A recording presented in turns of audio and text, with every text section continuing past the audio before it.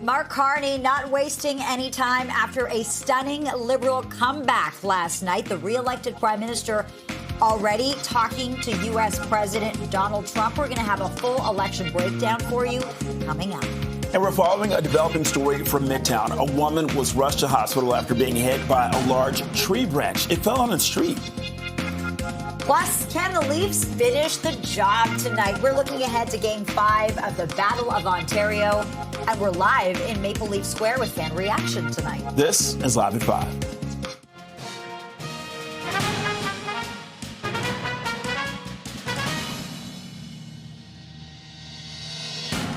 Good evening. I'm Bakari Sapp. And I'm Lena Latafat. Thanks for joining us here on Live at 5. After a stunning win for the Liberal Party last night, Prime Minister Mark Carney is back at work today, returning to Parliament Hill.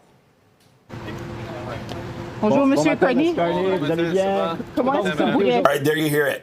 Carney briefly spoke in French before heading into his office, saying, quote, "We will see," when asked about when he'll speak with U.S. President Donald Trump about tariffs. Well, we now know that Carney has spoken with Trump, the prime minister's office, saying that the two talked about the importance of our countries working together.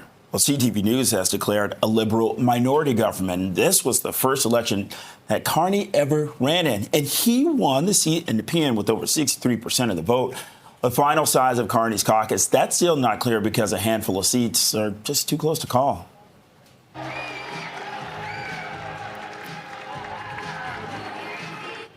Last night's victory completes one of the biggest comebacks in Canadian history for the Liberals, who just 3 months ago were at risk of losing party status in a snap election. But the emergence of Mark Carney and the economic and sovereignty threats that came from Donald Trump really revitalized that party support. And my message to every Canadian is this: no matter where you live, no matter what language you speak, no matter how you voted, I will always do my best to represent everyone who calls Canada home.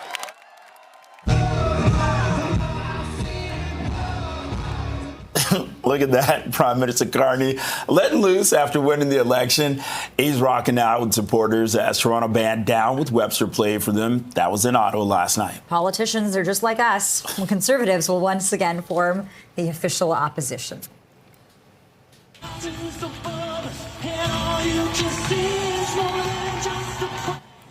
Okay, look, the party had its best results in the popular vote since Brian Mulroney's win. That was in 1988. But leader Pierre Poilievre lost his seat in Carleton. That's a riding that he's represented since 2004. We are cognizant of the fact that we didn't quite get over the finish line yet. We know that change is needed, but change is hard to come by. It takes time. It takes work.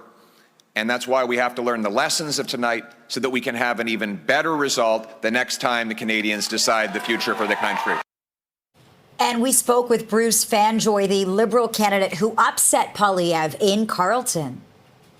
We ran a very positive campaign here in Carleton, and I think that the people of Carleton were ready for change, but they wanted to change from divisive American-style politics.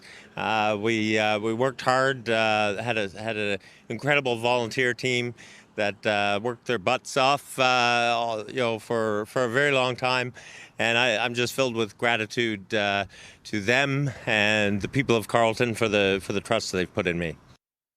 NDP leader Jagmeet Singh failed to hold on to his seat and announced that he's going to be stepping down once an interim leader is appointed.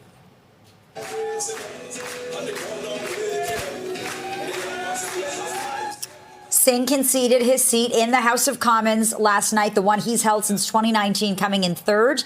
The party also lost its official status, failing to secure the 12 seats necessary. I want to take a moment to congratulate Prime Minister Carney on his victory. He has an important job to do to represent all Canadians and to protect our country and its sovereignty from the threats of Donald Trump. Tonight and every night, all of us here, we're on Team Canada. We want Canada to thrive, and we're going to continue to fight for Canada. And CP24's Melissa Duggan joins us live with the latest analysis to the federal election results. Melissa. Bakari, Lena, a lot to process here, especially since voting continued right through into this afternoon, especially with some of those very tight ridings. And now we know the outcome, and now we're really starting to digest exactly what happened here. And the Canadians have been through a lot since mid-December. We have watched this Liberal comeback since that time. And throughout this whole campaign, we've been getting regular polling from Nanos Research.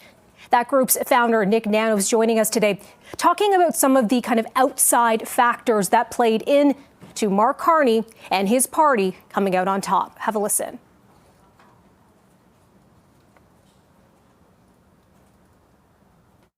We can't underestimate the impact that Donald Trump had as a mobilizing factor on that front. And, the Liberal leadership and picking Mark Carney as he should be considered an inside outsider. Like, he's not a complete outsider. He supported many of the platforms and elements of the Trudeau government.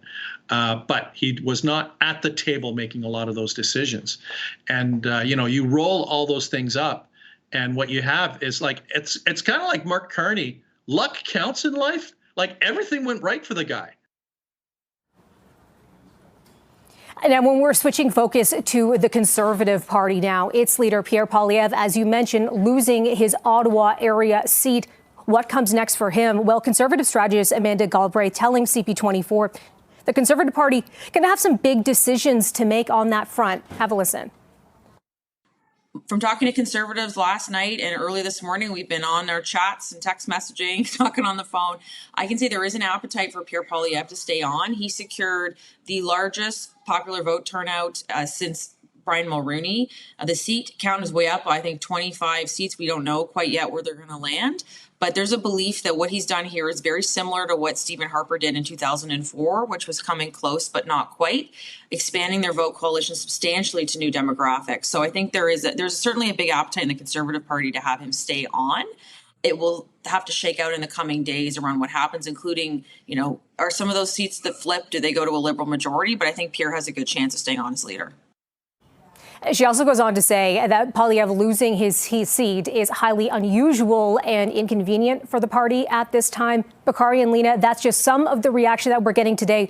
Lots to digest here. Back to you. Yeah, and what is this going to mean for Pierre Poilievre's future? Such a big question right now. Melissa Duggan live in our newsroom. Thanks, Melissa. And we have much more election coverage to come, including a closer look at some of the races here at home, in this region, in the GTA and beyond. And for more election results and reaction, head to our website, CP24.com or the CP24 app. Right now, it's 5:07. Let's get a check on the evening commute with CP24's traffic specialist, Adjoa Intia Yabwa. Adj, what are people trying to get to today? What are the roads looking like? They're trying to get home from work and school or probably head wherever they need to be. But if you're on the roads at this time of day, you're running into rush hour, which means problems. And we are dealing with the problem. Camera froze, but I can show you this issue in its frozen position, and it's still there. This is the 401. If you're traveling on the westbound side through Highway 25, crews on scene of this collision. It's been there for some time. It is that left lane as well as the left shoulder that is off limits. If you're traveling and headed towards the Don Valley Parkway, these cameras at least are working. Northbound on the DVP, really, really busy from Dundas up to the 401. You're looking at a jam up on the Gardeners. You make your way into and out of that downtown core. Still a bit of sunshine. Keep those shades handy as it's blinding the commute, and problems back in camera view. So this is the 401 if you're traveling eastbound on the approach to Whites Road in the Collectors. Multi-vehicle collision does have the two right lanes occupied. We are dealing with a couple of problems on city streets. Westbound Eglinton is blocked at Oakwood. All lanes blocked for a very serious collision. Also a situation where a tree branch fell on a person. So we are dealing with the closure of eastbound St. Clair. It is closed between Deer Park and Avenue Road. I'll send it back to you both. This CP24 traffic report is brought to you by 407 ETR. Enjoy the journey with a stress-free commute. Let's pick up on the situation Adjoa was just talking to us about in Midtown. We are following developing news this evening from that area. We're talking about the area of Avenue and St. Clair. This is where a tree branch has fallen on a woman with a child. Okay, let's go back to CP24. Steve Ryan, who's at the scene. Steve. Yeah, but Carlene, it's very gusty here with the wind, so I apologize in advance. We just received an update from Toronto Police on their social media site. They did say at 3:08 p.m., a woman in her 30s was walking along the south side of St. Clair Avenue West, just east of Avenue Road. We're going to show you a shot now of where the tree branches landed on the ground, and the top of the tree is where that large fence fell from. And a woman in her 30s was walking with a 10-year-old child, and the woman was struck by the falling tree, and she is now in critical condition in hospital. Police tell us that there is no physical injuries to the 10-year-old child, but the woman in her 30s is certainly being treated for very serious injuries at Sunnybrook right now. So eastbound, as Adjoa was talking about just a minute ago, eastbound St. Clair is closed right at Avenue Road. Cars are being diverted north and south from there. And the forensic team just arrived on scene. They're going to take a lot of photographs of this area as well, and then they'll release the scene once they get all this evidence collected. The tree branch is still on the ground. I'm not sure if you can see it or not through the traffic, but it has remained there since it's fallen. And once the evidence is collected by the Toronto Police, they will then collect this evidence up, clear the roadway, and let the cars move on. Very weird and unfortunate circumstance, that's for sure. Most likely due to the wind, and as I can attest to the wind, the strength of that wind where we are right now, it is gusting quite heavily, a lot of it. So that's most likely what happened. You can see the tree branches right there falling on the street. Very tragic event. Yeah, what a terrible situation. You can hear how windy it is from Steve's mic. You can also see that in the shaking of the camera. That's obviously going to play a huge part in this investigation. Steve Ryan live in Midtown working on this developing story. Thank you, Steve. Right now it's 5:11, 26 degrees. This is Live at 5. Coming up next, we'll take you to the heart of Leaf Nation tonight as Toronto looks to wrap up the Battle of Ontario here at home. Stay with us. Puck Drop is coming up.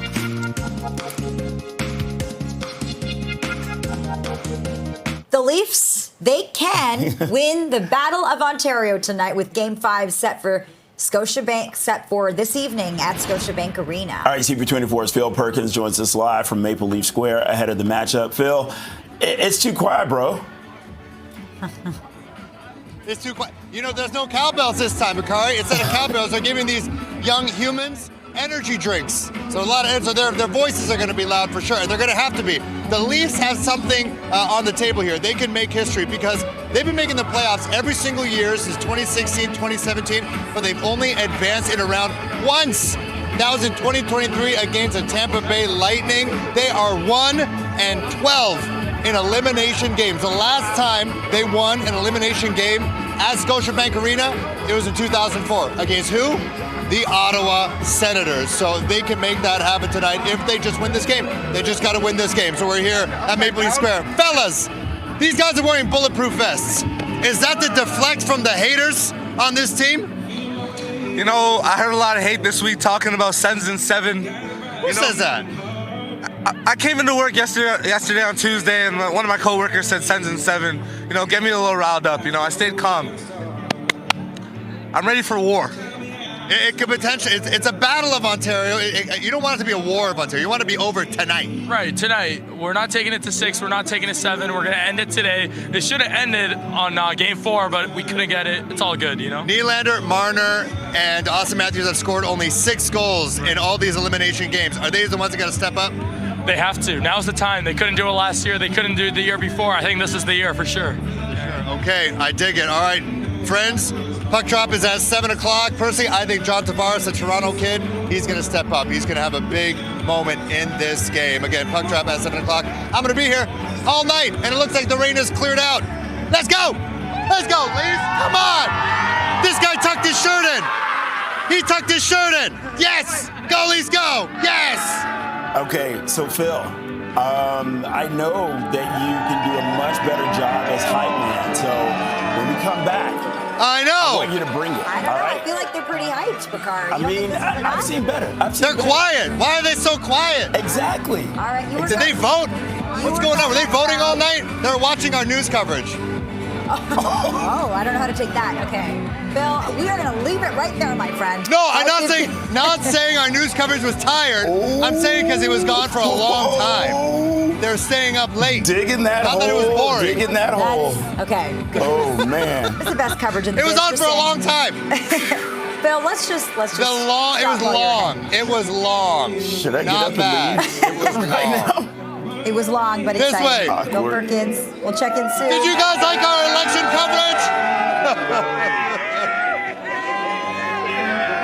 We have to go to break. Yeah. We're going to take a closer look at the decisions made by voters in our region last night, how they're feeling about the outcome. That's after the break.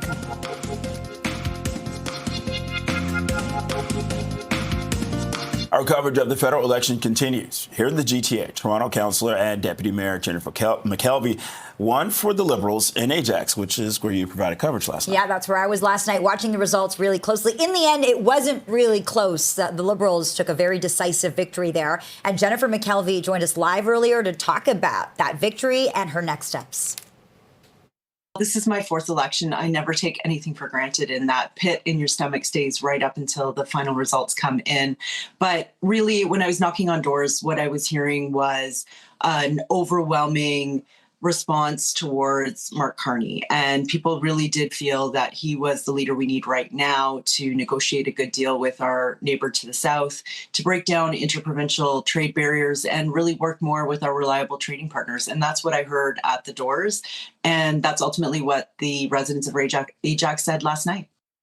A Conservative MP, Melissa Lantsman, has been reelected. The party's co-deputy leader easily won a second term in Thornhill. This one also not close at all. Lantsman says she's honored to return to Ottawa, but is disappointed that Canadians chose another Liberal government.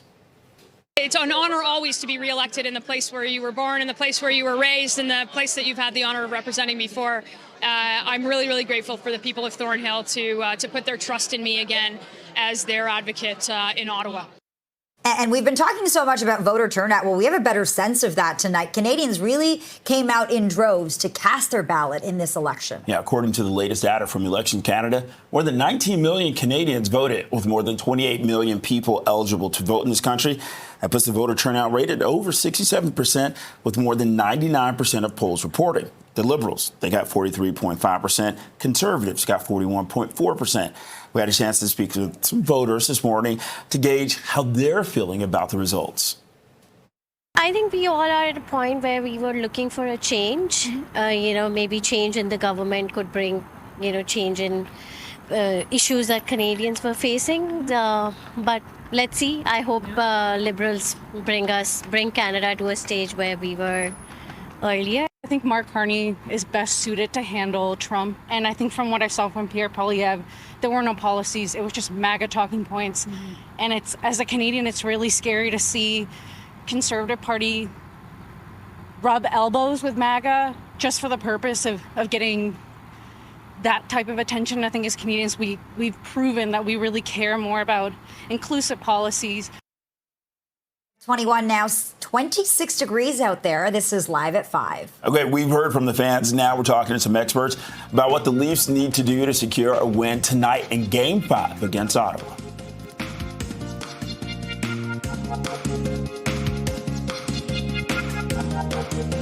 Welcome back. The Blue Jays, they're going to be looking to bounce back from a couple of shaky outings in the Bronx when they open a series with the Red Sox tonight. Toronto dropped both games in a doubleheader against the Yankees Sunday.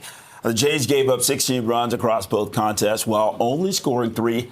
Toronto now sits 2 games below the 500 mark in first pitch for tonight's game. That's set for just after 7 o'clock. It'll be at Rogers Center. And outfielder Dalton Varsho could make his season debut for the Jays tonight after being reinstated from the injured list. He recently completed a rehab assignment in AAA as part of his recovery from shoulder surgery. Varsho appeared in 12 spring training games, and where he hit 4 home runs and 9 RBI. He's in his 3rd season with Toronto and earned a Gold Glove for his play in the field last season. Well, the Scepters are going to try to avoid losing their 3rd straight game tonight. That's when they host the New York Sirens and PWHL action. Toronto was shut out 3-0 by the Boston Fleet on Saturday. It was the Scepters' first game after a lengthy break for the Women's World Hockey Championship. They currently sit in 2nd place, and they'll be looking to move within 2 points of the front-running Montreal Victoire this evening. Puck drop is set for 7 p.m. at Coca-Cola Coliseum. Okay, well, speaking of puck drop, we got a lot of action on the ice happening tonight. More now on the anticipation. This is ahead of Game 5. Yeah, and joining us now to help tee things up is TSN Radio's Matt Cause. Good to see you, my friend. Always good to be with you. Good to see you guys. Yeah, big game tonight. Yeah, we are hearing that Austin Matthews is good to go tonight, Matt? Yeah, he is. He is 100% good to go. He had a rest day on Monday, but that's only because he played a season high in minutes in that Game 4 loss to Ottawa. I think the bigger one for me was John Tavares. Was there going to be any issue after the Zoom hit to the head? But he is doing fine as well. So the Maple Leafs go into this fully healthy. That should not at all be an issue. Again, the team had an extra day off of rest, so they should be 100% for the game tonight. Okay, and speaking of the game tonight, this is Game 5. Let's talk about the Battle of Ontario, historically speaking, and how this series is sort of living up to expectations or not.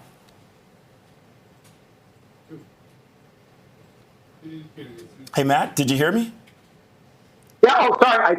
I think he got cut off a little bit on my end. Okay, so we're looking at Game 5, right? This is the Battle of Ontario. Let's take a look, at the history of this rivalry and how these games, this series, is living up to the Battle of Ontario. For this to really live up to Battle of Ontario, you're going to need to see Ottawa win tonight. Toronto's been the better team so far. Even in the game that they lost, they could have won that. Austin Matthews hit one post. For this to truly be it, Ottawa needs to win, and they probably need to put a scare in Toronto and take this at least 6, if not 7 games for this to truly be a battle. And it's not to take anything away from Ottawa. They have progressed nicely from where they were a couple of years ago. This is a team on the rise. But true Battle of Ontario needs stakes, fear, desperation, and there's none of that right now. Now, if Ottawa wins tonight, tomorrow, the panic in Toronto will start to grow, and then we'll truly have a Battle of Ontario because Game 6 will be back in Ottawa. All right, Matt Cause, we know you'll be watching closely. Thanks so much, and we'll chat soon. Thanks, Matt. All right, 26 degrees, 527. This is Live at 5. And we continue to follow a developing situation tonight in Midtown where a tree branch has fallen on a woman and a child. The woman's injuries are described as critical. Stay with us for the very latest.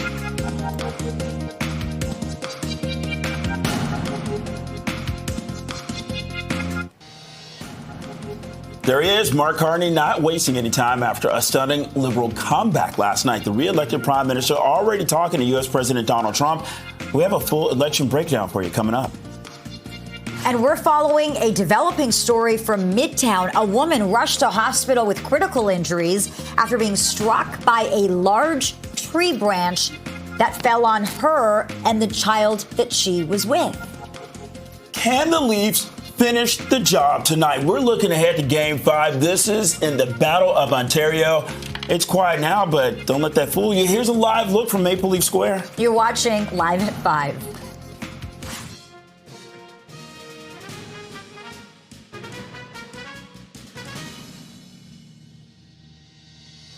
Good evening, and thanks so much for being with us. I'm Lena Latifat. I'm Bakari Savage. We begin with the Leafs, and to help break down what the team needs to do on the ice tonight, we turn to TSN's Mark Masters. Mark, we just had a live look at Maple Leaf Square.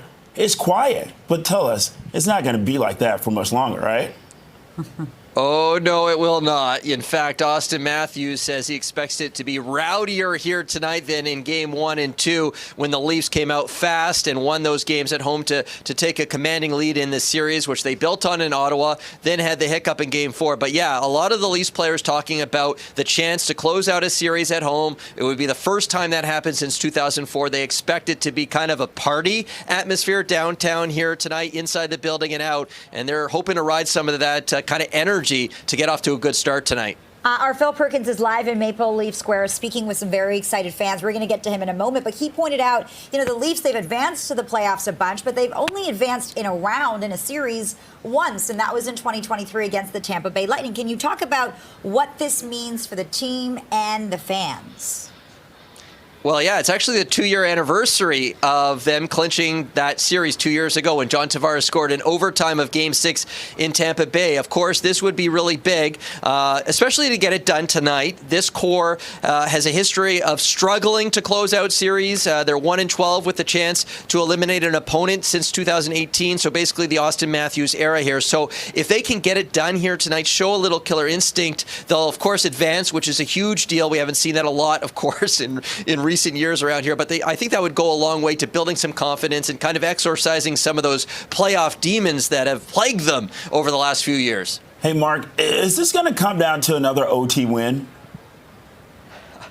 Well, listen, we've been working overtime the last 3 games. The margins have been really tight. The Senators, they're going to give everything they got. You know, there's no more desperate team than a team that's facing elimination. So I could easily see it go to overtime tonight. I don't know. The margins are tight. We'll see. To me, the start of this game is so important. You know, game 1, game 2 in this building, the Leafs went up 2-0 in the first period. If they can do that again, they've been really good in terms of defending and making it very hard for the Ottawa Senators to generate offense in this series. So to me, I'm looking at the start of the game right now more than the end of the game. But it wouldn't surprise me if we're working overtime again tonight. Okay, finally, let's talk technique. What does the team have to do to finish the job tonight to ensure that there is no Game 6? Well, I know they want to. I got the rally towel here. I'll show you. These are the rally towels they're giving out. They want the fans to bring the grit. That's what they're saying here tonight. That's the rally towel. And I think they want to be a little more physical. The Senators are second in the NHL playoffs in hits. The Leafs are dead last. Craig Berube, the coach, says they can do a bit better job in terms of arriving to the puck more on time, get the body on the Senators a bit more. So I think a little uptick in physicality. Bring the grit, because we know the fans will be waving these towels tonight. I think could go a long way to the Leafs ending this series here tonight. Is this going to be a close score? I think so. I mean, again, 3 straight overtime games. I think it will be close. But the Leafs have been very comfortable. They have a great record in 1-goal games this season. So that's a situation that they embrace. I'll be also interested to see their goaltender, Anthony Stolarz. He's coming off statistically his worst game of the series and of the season, actually, 8-10 on Saturday night in Ottawa. Looking for him to bounce back and make sure that the score stays close as well. But I am anticipating it being a close game here tonight. All right, TSN's Mark Masters live at Scotiabank Arena. Thanks so much for this. From the experts to the fans, let's talk about that. There's a lot of them watching tonight's game. That is where we find CP24 is Phil Perkins. He's hanging out with those fans in Maple Leaf Square. I just heard Mark Masters talking about the message to the fans tonight, which is bring the grit. You think they can do that where you are? Well, I just talked to 2 guys in makeshift bulletproof vests, so I think they're bringing the grit here to Maple Leaf Square. They got the towels as well. What do the towels say? What does it say? Bring the passion. That means noise. Our anchor's over back in Scarborough saying, you guys are too quiet. Why are you guys so quiet? I'll be honest, last time we were here, I lost my voice within 30 minutes. This time we're taking it all the way. I'm going to scream until it goes to overtime or triple overtime. Go Leafs, go. I want you to scream as loud. I want your face to match the jersey. I want it to go blue. Miss, the Leafs are 1-12 in elimination games. That means they've won only once in elimination games. To move on to the next round, what do they got to do today? We're gonna win tonight, baby. Leafs brought it home to win Game 5. Let's go. Let's go. We don't want to go to 6. We want to get a little bit of a break. All right. Okay. What other people sing here? Sir, you're dressed very nicely. Are you dressed for a party? I'm supposed to be in the stadium today. I don't know. I work on Bay Street. I was told I'd be going to the game today. I didn't realize that it meant the tailgate. I thought I was going to be... Oh, you thought you'd be able to comp these? I thought I was going to be like in the 100s and the platinums, discussing business deals, but I guess not. It looks like, you should be in there too. I will be in there. Sir, how do you feel about the game? What the key here? Who's going to step up big? Matthew Nyes! Matthew Nyes! Matthew Nyes! Why does everyone love Matthew Nyes? He's awesome! He is the best. Matthew Nyes has become a bit of a folk hero, guys. He's 22 years old, the youngest Maple Leaf on this roster. But he doesn't look it. On the ice, he's absolutely massive, and he could be massive in this game to help, as you mentioned, with TSN's Mark Masters, helping this team advance to the next round for only the second time since 2016-2017. Again, puck drop at 7 o'clock. We'll be going live every 30 minutes and keeping you up to date. And hopefully, again, for these fans' sake, that we don't go to a 4th straight overtime. Send it back to you. All right, CP24 is Phil Perkins live in Maple Leaf. But Phil, did you get a haircut for tonight? Okay, fans. I did, Bakari. See? Yeah. Only Bakari and I realize that people get haircuts. We know you got to look good, feel good, play good, so you get paid good. That's what it's all about. All right. Phil Perkins bringing the wisdom to Maple Leaf Square. Thanks, Phil. It's 5:36, 26 degrees. I need to process that, so I'm going to throw it over to Adjoa and Sayeva, who's keeping a close eye on traffic. Did you get it? Did you get anything on Adjoa? I can't. Don't make me laugh. If you're making your way out, drivers that are trying to either get to Maple Leaf Square or get home from work and school, you're running into some rain. Already seeing this rain, which is probably going to make its way into the downtown core. Right now, it's in Burlington, and we had some problems that just cleared. I still will show you this camera. This is on the Niagara lanes of the QEW, just as you make your way through Brant. It was a collision, had the right lane blocked. At least that cleared. But again, as this rain starts to fall, we're seeing a little bit of hail in the mix as well. Drive with a lot of extra care. Keep a safe distance of that vehicle in front of you. We are still rain-free through Midtown on the 401, and problems, though, persist. This is the 401 eastbound exit ramp that takes you to Keele. Center lane, that's out with a stalled vehicle. Also problems, this time it's a collision. This is on the eastbound lanes of the 401, just as you head through Bathurst. They're saying that it's a collision. It looks a stalled vehicle just to me. It's a transport that's being just hooked up to tow. And as you travel in towards Durham on the eastbound lanes of the 401 on the approach to Whites Road in the collectors, multi-vehicle collision is blocking the two right lanes. Outside of camera view, so many problems happening. We are dealing with a collision investigation, which has lanes on Eglinton westbound blocked at Oakwood. And a reminder, because of a tree branch which ended up falling on a woman, we have a stretch of St. Clair eastbound shut down between Deer Park and Avenue Road. I'll send it back to you both. Okay, thanks a lot, Adj. And you just heard Adj mention that stretch of road. This is Avenue and St. Clair. This is where tree branches fallen on a woman with a child. Yeah, let's go right to CP24. Steve Ryan, who is at the scene tonight. Steve, it is very windy where you are.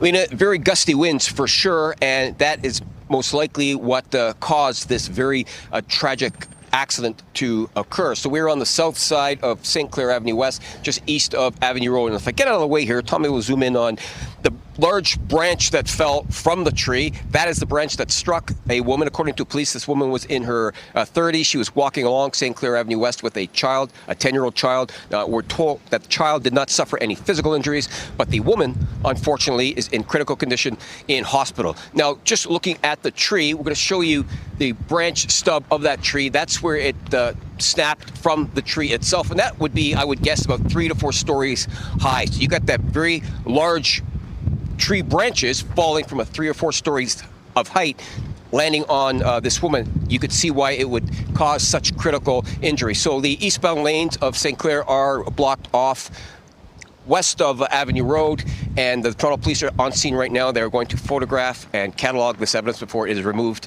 And there's looks like hydro workers on scene as well. There's a live wire that came down as well when the tree fell from those 4 stories, landing on this woman again in her 30s, critical condition.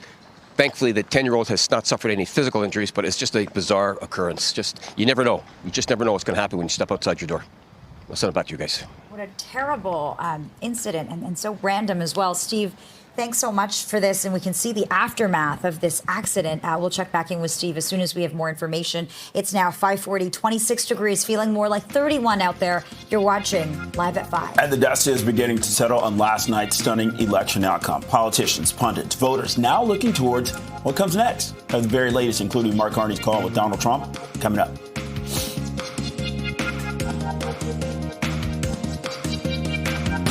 After a stunning win for the Liberal Party last night, Prime Minister Mark Carney is back at work today, returning to Parliament Hill.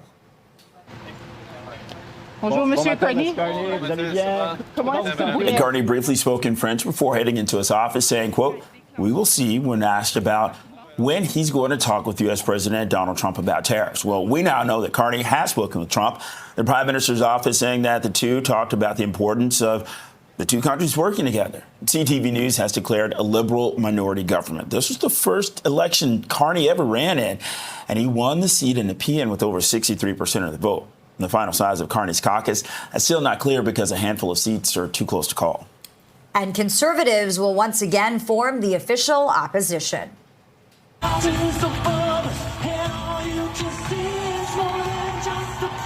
The party had its best result in the popular vote since Brian Mulroney's win in 1988. But leader Pierre Poilievre lost his seat in Carleton. That's a riding that he's represented since 2004. And NDP leader Jagmeet Singh failed to hold on to his seat and announced he will step down once an interim leader is appointed.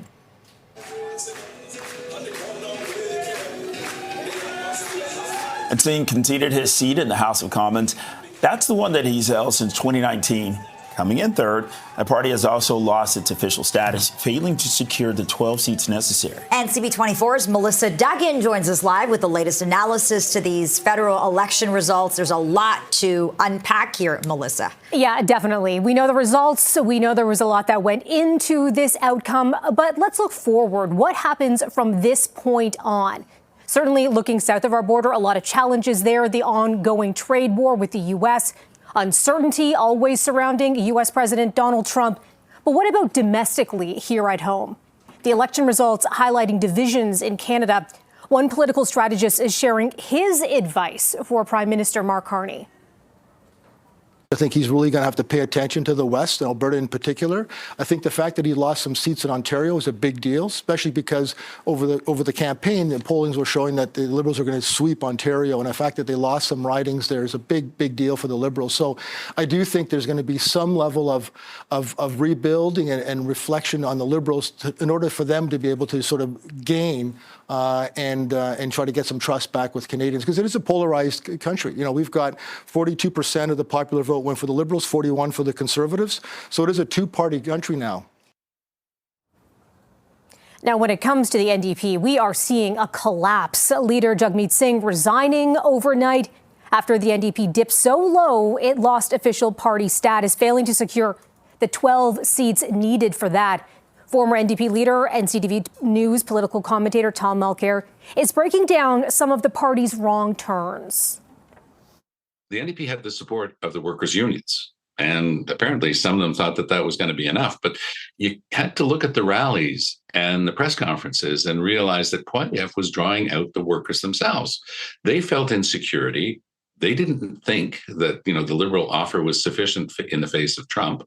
And lo and behold, he won pretty well all of those ridings in southwestern Ontario. And I think that that's a real object lesson in humility, both for the NDP, for the union leadership, who are going to maybe have to learn, it's not enough to just say, okay, we support them, but it's got to be followed up with something. And indeed for the Liberals. Let's continue to look forward, this time with the Conservatives. Of course, leader Pierre Poilievre losing his seat, as you mentioned, a riding he's held for some 2 decades. What happens next there? Will he stay on as leader? Will the party find a riding they could open up so he could run and get a seat in the House? Back to you. Okay, joining us live from the newsroom, CP24's Melissa Duggan. Melissa, thank you very much. It's 5:46, 26 degrees. This is Live at 5. Coming up, we take a closer look at a riding in the all-important 905 where a Liberal cabinet minister managed to hang on. We're going to bring that to you right after this.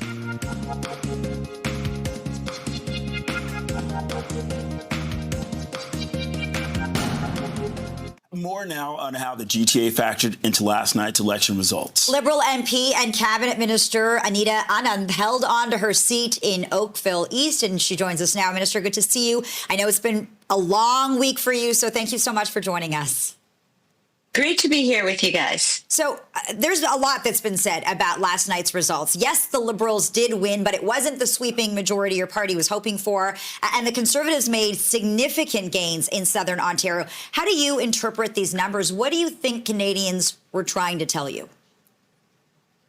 Canadians did give a mandate to Prime Minister Mark Carney and the Liberals to ensure that we have a strong relationship economically with the United States and with global trading partners.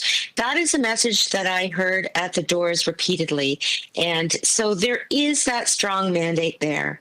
At the same time, we have to recognize that it is possible to do good work, productive work around the table, regardless of whether it's a minority or majority government. I came into office in 2019 when we procured vaccines during the pandemic. Canada became the world's strongest administrator of vaccines by July 2021.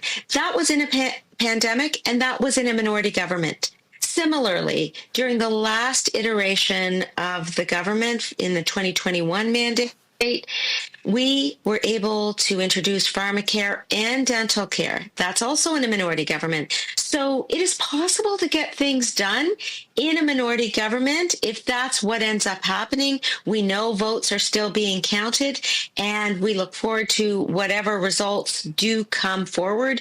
But Prime Minister Carney has a strong mandate from Canadians to continue to lift this country up economically. And that's his strength, obviously, having been the governor of the Bank of Canada and the Bank of England as well. And Minister, this is your third term as an Oakville minister or member of parliament.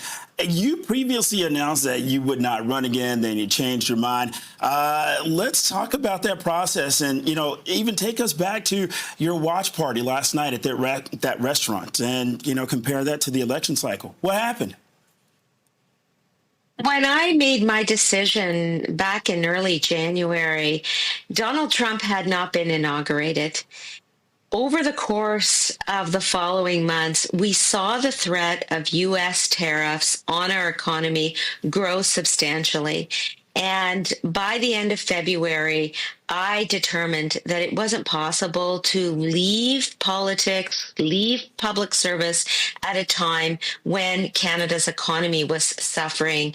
And certainly dealing with economic matters had been and continues to be one of my strengths. At the same time, Prime Minister Carney asked me to reconsider my decision. And so I put those two things together. One, the existential threat to our economy, and two, my willingness and desire to continue to do whatever I can for our country. And I reconsidered my decision and entered the race.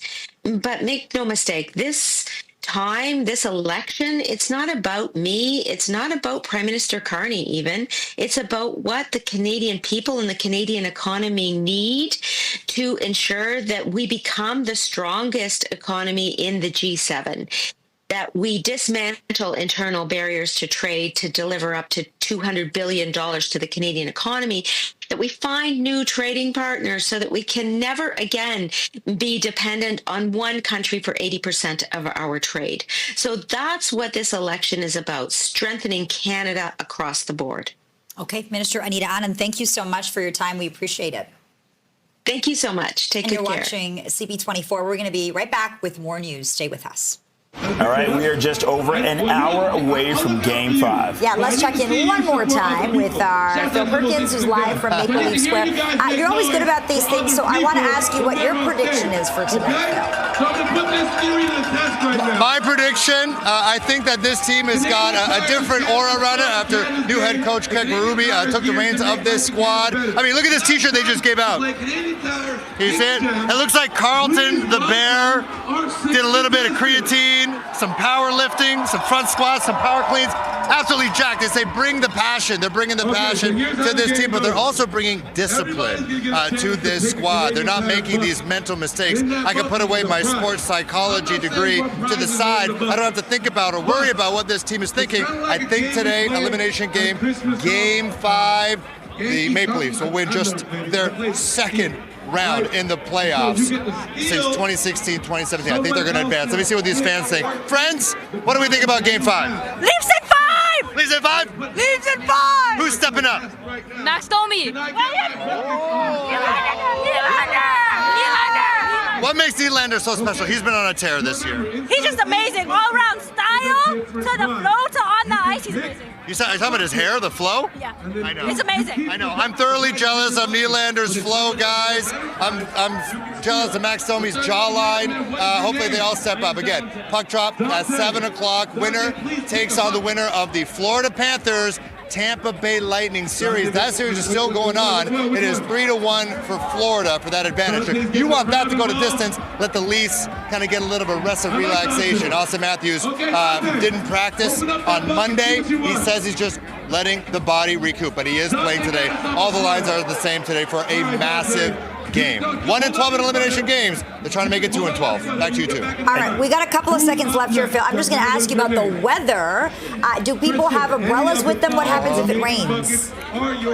I don't know. Do you guys have umbrellas? Do you guys have umbrellas? No, you're not allowed umbrellas. They might have ponchos, but we could be getting hail and heavy rain. If there's lightning, this thing's getting shut down. I'll let you know at 7. I didn't see it, but I did hear a cowbell. Just one cowbell. I know. I got to confiscate that. I got to take that. All right, Phil, thanks so much. You've been watching It's gone. Toronto's breaking news. CP24 should be a really exciting night and game. Thanks for watching. CTV News at 6 is next.